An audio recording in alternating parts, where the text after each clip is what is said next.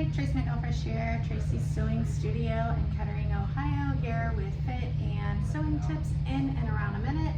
Sometimes I have problems that arise as I'm working on them, and I think this would be a great video. So I've got a perfect example here. Somebody wanted gauntlet buttons, and those are the little tiny buttons that are on the placket of the sleeve, which sounded easy enough when I got a text message about it, and I thought, sure.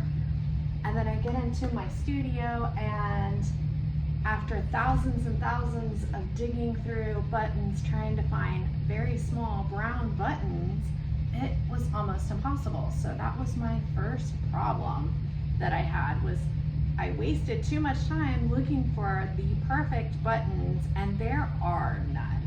So that's probably something that should be addressed with the client when they drop off, that we might not find the same buttons. Do you want to go look for them, or do you want me to dig through mine? And then the idea of that time that it's going to take to find those buttons. So that was my first issue. So I went with really tiny black buttons that wouldn't be noticeable. And then my second issue is that if the sleeve is made with a placket, it's a lot flatter to get underneath and make a buttonhole perfectly.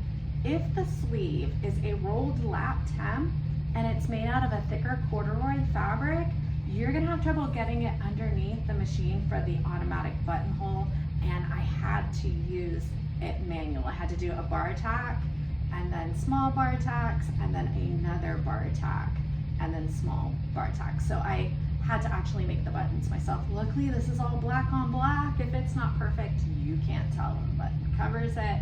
And then ripping out the buttonhole out of a thick corduroy that's 4 layers, that's a little teeny tiny buttonhole, was also a challenge. So those are all things to think about when you're putting a buttonhole in for someone else.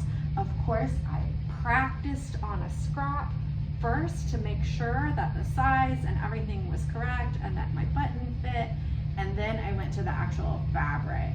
I didn't have trouble until, of course, I got to the actual fabric, but the job is done and everything is fine. But these are all things that you should look at and look for. So again, Tracy's Sewing Studio, Kettering, Ohio, where I mainly do alterations and weekly videos. So that's it. Have a great day, and thanks for watching. Bye.